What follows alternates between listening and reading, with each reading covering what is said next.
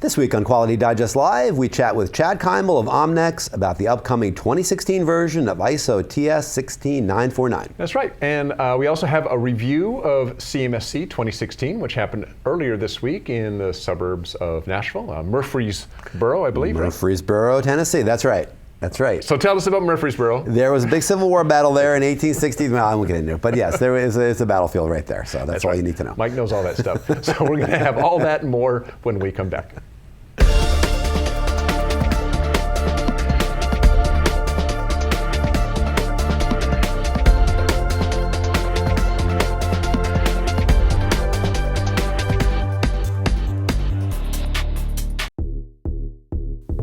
This episode of Quality Digest Live is brought to you by Mitutoyo America. Whatever your metrology challenges, Mitutoyo supports you from start to finish.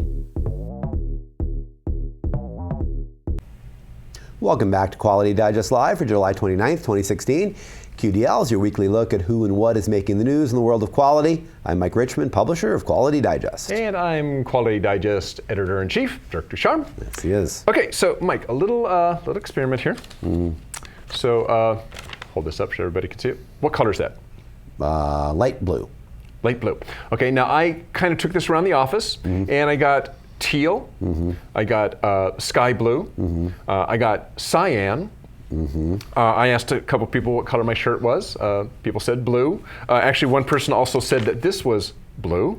Okay. So we talk about just two different colors. We got this, and we've got my shirt. And look at what we got back here. And we got back here. You know, what color is that back there? Yeah. And you're getting a whole wide variety of descriptions of what color this is, or my shirt is, and everything else. And that right there is the problem of communicating color, and part of what Michael Huda, applications engineer at X-Rite, and X-Rite is a color, what do you want to call it, color measurement company. And this is what he discusses in his article, How to Talk Color with Customers and Suppliers. Color is, or can be, actually usually is, subjective. And it isn't just the differences in what you might call cyan or sky blue and what I might call cyan and sky blue. You can have problems discerning certain hues. So I might show you two different swatches that are very close. You might not be able to tell the difference. To you, they might look exactly the same, whereas I might look at them and go, no, there's a difference here. This one's lighter than that one. I, on the other hand, might be completely colorblind.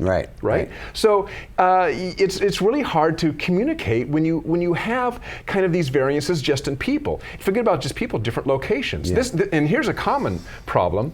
Let's suppose you're talking about the color for an upcoming product. And color is very important in product branding. You're looking at a swatch in your office, and I'm across the country, and I'm looking at a swatch, very same swatch, or from exactly the same color. I'm looking at it across the country. You're looking at it under fluorescent light. I'm looking at it under incandescent light. Yeah. We are literally talking apples and oranges. Yes. Well, not literally. We're literally talking two different colors because you are seeing a different color. You're seeing a different color under fluorescent than I see under incandescent because it will actually be perceived differently. And not only that, we could look at this and you and I could be together looking at the same swatch at different times of the day, and it's going to look completely different. Yeah. So you have this huge problem of perception and lighting differences and just so many variables that affect our perception of color, which is why product development for color critical applications does not depend solely on the human eye. Companies where color is really important use instruments like colorimeters and spectrophotometers to measure reflected or transmitted light across the entire visible spectrum, and from that they create a fingerprint that perfectly describes that color, and the resulting numeric value can be only be interpreted as that color. Right. So if color and color matching is important to your process, who to suggest three things to ensure that everyone is speaking the same accurate color language. First is use physical standards or spectral data when talking about color. And what he means about that is when he says physical standards, he means actual, calibrated color swatches, although you have to both be looking at that swatch in the same light at the same time. Right. Or you use spectral data, which is a kind of a numeric value, and there's several different types of color value maps that they use, but these, as long as everybody's using the same data, they're talking about the same color. The other one is actually really interesting. You have to insist that everyone who is involved in color is tested for color vision acuity. And there's actually an interesting test on the X-Rite site, and I'll get to that a little bit, where you can test how well you can discern hue. And it's a 100-point test, 0 to 100, 0 being you're perfect and 100 mean you're probably can't see color at all. Right. And also the last thing you want to do is you want to evaluate color under the same lighting conditions every single time. So if you want to learn a lot more about color evaluation, I suggest you check out X-Rite's blog at blog.xrite.com. There's a lot of, the articles on there actually are really interesting. This article and many others really get into kind of the science of color measurement, also just really practical things that you do if you want to make sure that you're looking at color correctly. There's some fun activities, there's color perception games, kind of little tricks that they have different patterns that really are interesting in terms of what happens in color based on background colors and all that sort of stuff as well. Yeah. You didn't even mention the idea that people can look at a color on their computer, and their computer monitor could be calibrated totally that's a differently huge too. issue. I mean, there's so many issues to this, and the safest way is to have a spectral data, a PMS color, whatever it may be. Right. You're looking at the swatch in the same place at the same time. Right. And that's really the safest way to do that. So check out that site. It's blog.xrite.com. A lot of really fun stuff on there. Yeah, so. Great. And we've had a lot of good stuff from X-Rite in X-Rite, recent times. So keep on looking on our site too for that. We'll bring you the best of X-Rite's blog postings, qualitydigest.com as well. All right. Well, anyone out there looking for a job? Is that you? Well, if so, this next news item just might make you perk your ears a little bit, depending on where you are in your in the progression of your career. The International Organization for Standardization, ISO, recently announced that it's seeking applicants for the position of Secretary General. That's right. This position has two key functions: as Secretary General of the organization and as the CEO of ISO's Central Secretariat. In that dual role, this individual is going to support the ISO members managing standard development activities performed by more than 3,000 ISO committees and working groups. He or she is also going to drive the implementation of ISO's long-term strategy and also manage the Central Secretariat itself, which of course is based in lovely Geneva, Switzerland. Boy, that doesn't sound too bad, I mean, it sounds kind of nice to be in Geneva, the spirit of Geneva and up Switzerland, there in the an expensive place. Yes, yes, but really great chocolate, coffee, cheese, it's good stuff. Well, it goes without saying that the Secretary General of ISO is one of the most, if not the most, prestigious roles in the world of standardization, and the right applicant must have a combination of vision, political acumen, and managerial skill. So, if you have all those things, if you've been involved in standards for some time and you feel like you might be an applicant for it, they're looking for applicants. So, if you want to apply and include your CV, that's due no later than September 1st. So you have a little bit of time, a little bit more than a month, and the details about how to apply are included in the story link, which you can find right below the video player screen, right down there. You can go out and you can apply. There's an email address, or I think you can go out to the ISO site at www.iso.org and you can find out more information about that too. It's a prestigious position, and I mean, if you're at that level in your career and you want to take on a challenge and you have those political skills, and you want to move to Switzerland, hey, it doesn't sound too bad. So check that one out. Well, speaking of ISO, if you work in the automotive industry, you know that changes are coming for the automotive QMS standard, ISO TS 16949. That will include some of the changes that were made to ISO 9001 in its latest version, ISO 9001 2015. What the changes to ISO 16949 might entail and the timeline for rollout of the updated 16949 standard were the topic of the article ISO TS 16949 Piles on the Requirements This Year by Chad Keimel. Chad is joining us via Skype to talk about these changes. Hi, Chad. Thanks for joining us this morning. Hi, Dirk and Mike. How are you guys? Good. Pretty good. Thanks, Chad. Hey, before we get into this, for those who don't work in the automotive industry and maybe aren't familiar with ISO TS 16949, can you just briefly describe what that standard is? Dirk, I thought everybody knew ISO TS 16949. All right, it used to be known as QS 9000 a while back. Simply said, TS 16949 are the requirements for the automotive supply base. Specifically, Tier 1 automotive suppliers have to be ISO TS 16949 certified. And furthermore, if we said going inside, it is ISO 9001 plus additional requirements coming from a group of automotive OEMs known as the International Automotive Task Force. So TS 16949 is ISO 9001 plus additional requirements. And of course, if you want to be certified, you have to add still further requirements called customer-specific requirements. And what's your background in ISO TS 16949? So, Dirk, interesting you ask, because we happen to be headquartered in Ann Arbor, Michigan. Of course, we have global offices, and we do stuff all over the U.S. But being in Michigan, many of us have started out, and Omnex started out in the automotive industry. So I myself helped write QS 9000, the earlier version of TS 16949 on the Ford Motor Company side. And one of our principals, Dan Reed, was the writer of QS 9000, TS 16949 first edition, and he actually was a team leader for all the different core tools, APQP, FMEA, SPC, and so on. And we ourselves are on the writing committees of SPC, MSA, and FMEA.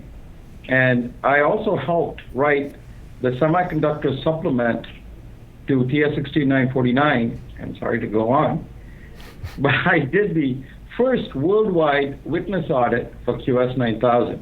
So lots and lots of, in terms of background in TS 16949. Okay, in an earlier interview with you a few weeks ago, we discussed ISO 9001 2015's impact on AS 9100, which is another sector-specific standard. That's for the aerospace. That's the aerospace QMS standard. How much of an impact will the new ISO 9001 2015 have on ISO TS 16949? Dirk, excellent question. Many people, in different industries think, I'll start with the risk. They think because they have product realization risk, they have the ISO 9001 2015 risk covered. And I'll just say simply, just looking at the interested party expectations, context, coming into planning, looking at planning risk, and then that part, it's a big part of the changes to ISO 9001 2015 is not covered, in the earlier version of TS 16949. So definitely, people who implemented TS 16949 have that as a delta. Let's go to a small change. If you've been following what I've been doing with ISO 9001 2015, I have a new book out in terms of auditing ISO 9001 2015 with ASQ. I identified 22 big and small requirements of ISO 9001 2015. So let me take a small requirement here. For example, this is a good one. ISO 9001 never had managing the change. That change we had in spades in TS 16949. Well, there's a different one called organizational knowledge in ISO 9001 2015. That is a delta in TS 16949. I'll pick one more. I've been telling everybody that the intent of the quality policy and the idea that the overall policy can be aligned with the organization's vision and mission, making it sort of aligned with the business strategy, is new. So, and that was not a requirement in TS 16949. So very quickly with you, I checked about 3 of them, and only one of them was covered. So I'm going to say this, out of the many different changes in ISO 9001 2015, without going and doing every one of these, most of them will be a delta for ISO TS 16949 or automotive suppliers. Now, Chad, we all know, I think, from experience, you certainly from hands-on experience, that release dates of new standards are always somewhat moving targets. But what's its current thinking now in terms of when the new version of ISO TS 16949 is going to be out? Great. I'll just say this, by the way, the deadline is not changing. So the IATF has informed all of us that the deadline remains ISO 9001 2015's deadline, which means September 14th, 2018, right? Right. And what they've promised us is that it'll be out by the end of the year. I'm going to make a guess here that, they're much further along. And I think the only thing that could be holding them up really is the translations. So I'm making a calculated bet that it's out, in October or early November. And you're saying, that the deadline for actually being audited to the new version people would have to have that new certification by 2018. Yeah. Okay. All right. Less than 25 months, and it's big changes. All right. Well, not only from 9001 2015, but also in TS 16949. Okay, and we're going to be talking a lot more about this actually next week. Yep. You're going to be giving another one of your excellent webinars on ISO on an ISO standard, but this time it's going to be on ISO TS 16949. If you haven't been to one of Chad's webinars, they are very informative. There's a lot of information in them, and obviously, if you are in the automotive industry, automotive supplier, then you're going to want to come to this webinar. Chad, thanks for joining us this morning. Thank you, guys. All right. That was Chad Keimel, CTO and founder of Omnex Incorporated. And so, as we said, if you are interested in this webinar, I think we had it up there on the screen. It's called Planned Changes, Transition Options, and Timelines for ISO TS 16949 next Thursday. Yep. August 4th at 2 p.m. Eastern, 11 a.m. Pacific.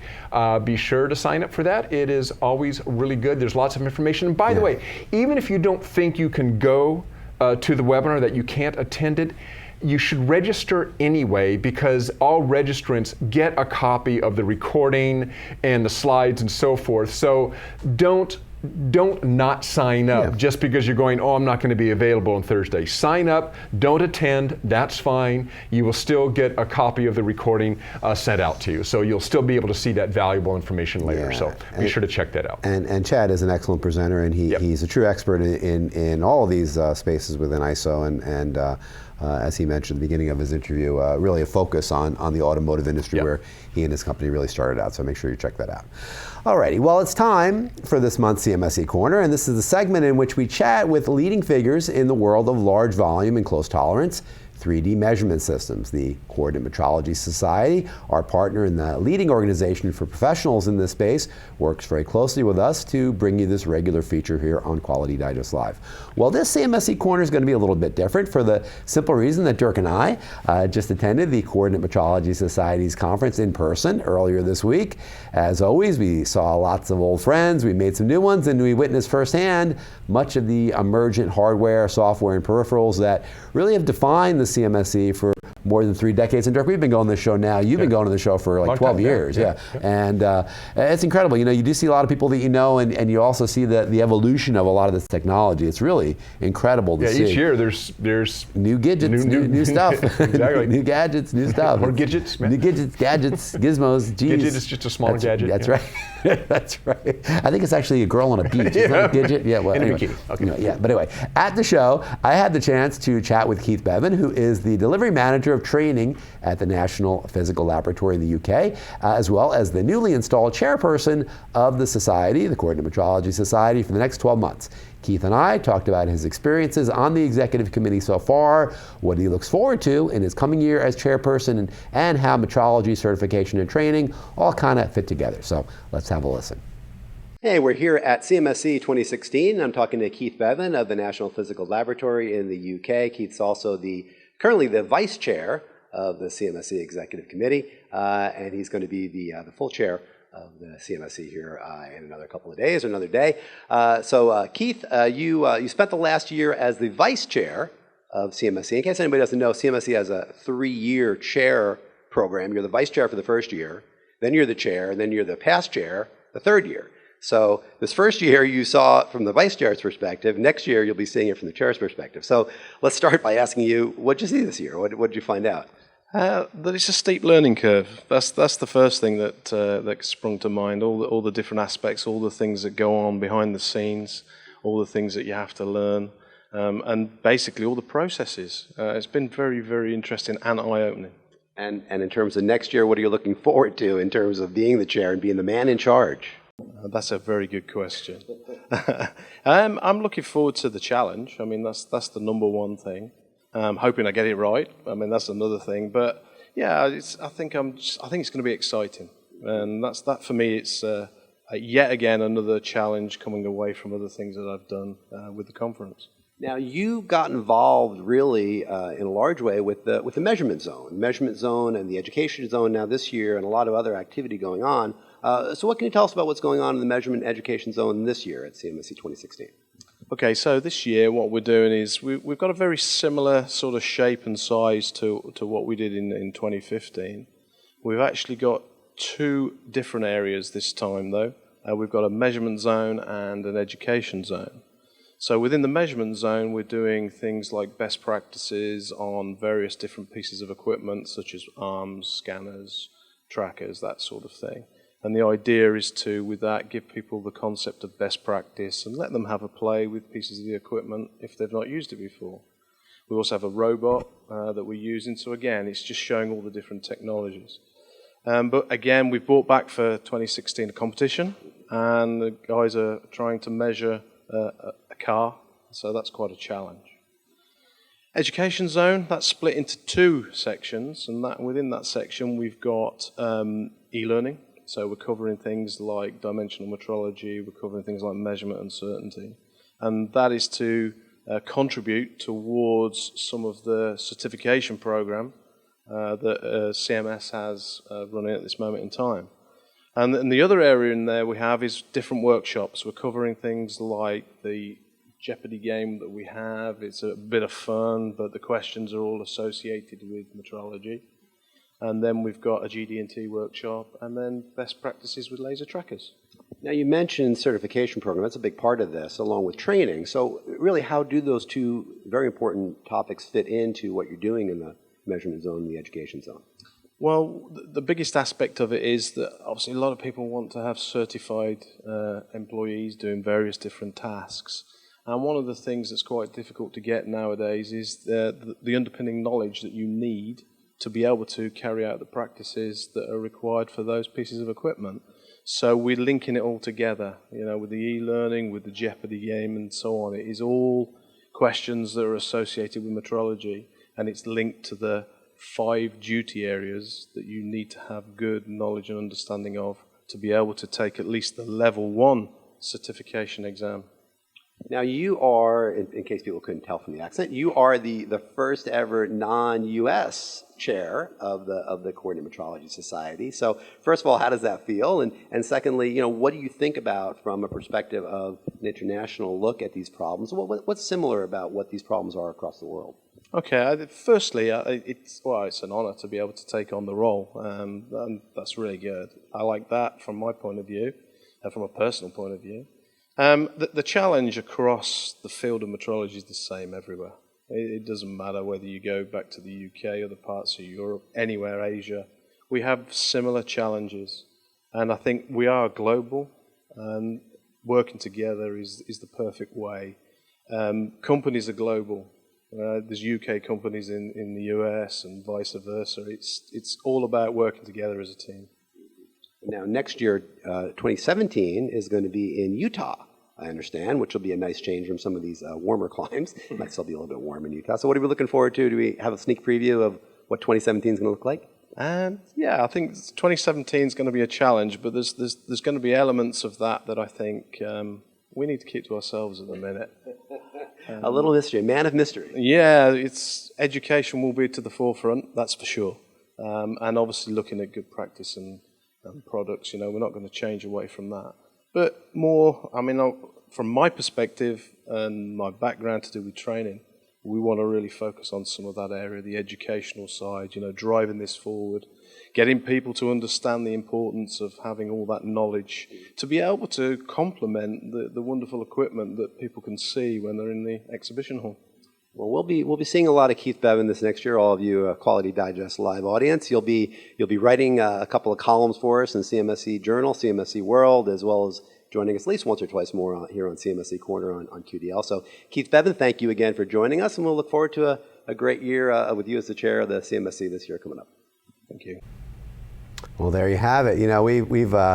We've come to know Keith pretty well over the years. A really nice guy. He's been on the show a couple of times. We've seen him at CMSC, of course, many times. And like I say, he's been on Quality Digest Live. He's as you can tell there, he's very well spoken, very personable.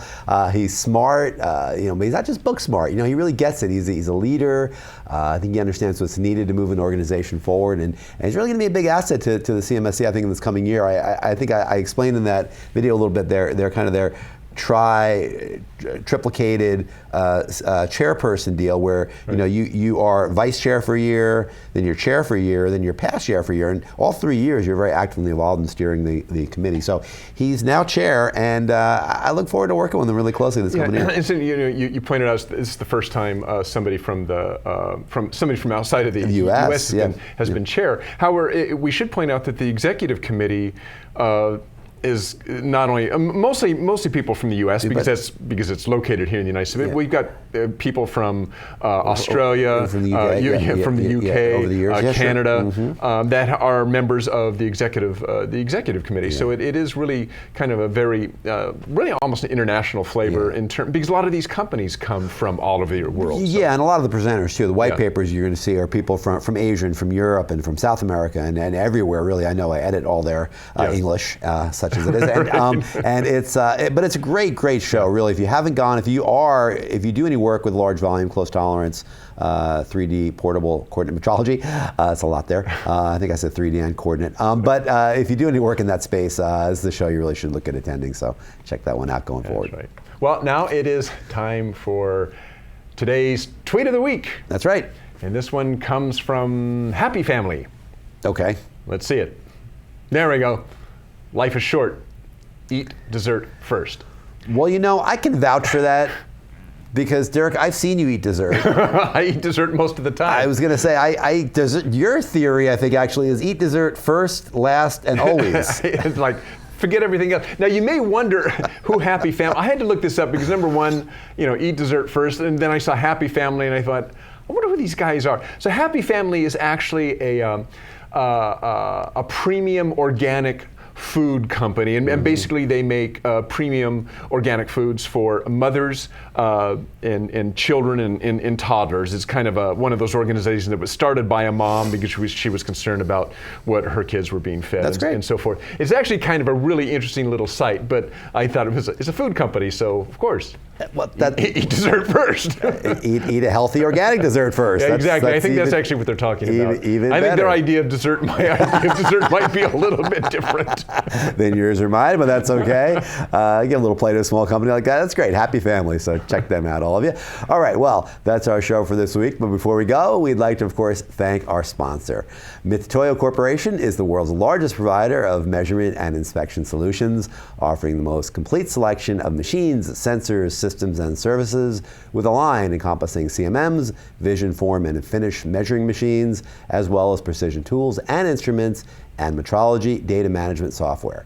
Mitutoyo's nationwide network of metrology centers and support operations provides application, calibration, service repair, and educational programs to ensure that their more than 6,000 metrology products will deliver measurement solutions for their customers. For more information, visit mitutoyo.com or click on the banner ad just below or just to the right of this video player screen. That's right, and we should point out, I forgot to point this out when we were talking about the webinar. If you are interested in that webinar, there is a link below the player page right down there, to that webinar as well. So if you just go down there and click on that link, that'll take you out to that landing page. So that is the end of today's show. Thank you for Chad Keimel for showing up, and for Keith Bevan for taking the time to do that interview with Mike. At the show. Remember, that webinar, Plan Changes, Transition Options, and Timelines for ISO TS 16949 there you go. 2016. That's right. Coming up next Thursday, August 4th, 2 p.m. Eastern, 11 a.m. Pacific. Yeah, keep your eye on your email as well, as I always say. Keep your eye on your inboxes. If you do want to register for that, you'll have a couple more shots early next week. And be sure to get there on Thursday. It's going to be a well-attended webinar, I'm sure, as always. And one last thing, yes. Because we've been getting a lot of requests for past webinars recently. If you want to see the whole list of webinars that we've done, it's kept fairly up to date. I do need to update it with the last one. If you go to our website, qualitydigest.com, go to the top menu bar. One of the selections is webinars. Yeah. And if you click on that, you will be taken to a complete list of all the webinars we've done since the beginning of time. Yes. And so go check those out. That's right. Okay, well that is it. So long. Thanks for joining us. See you next week. Have a good weekend. Bye.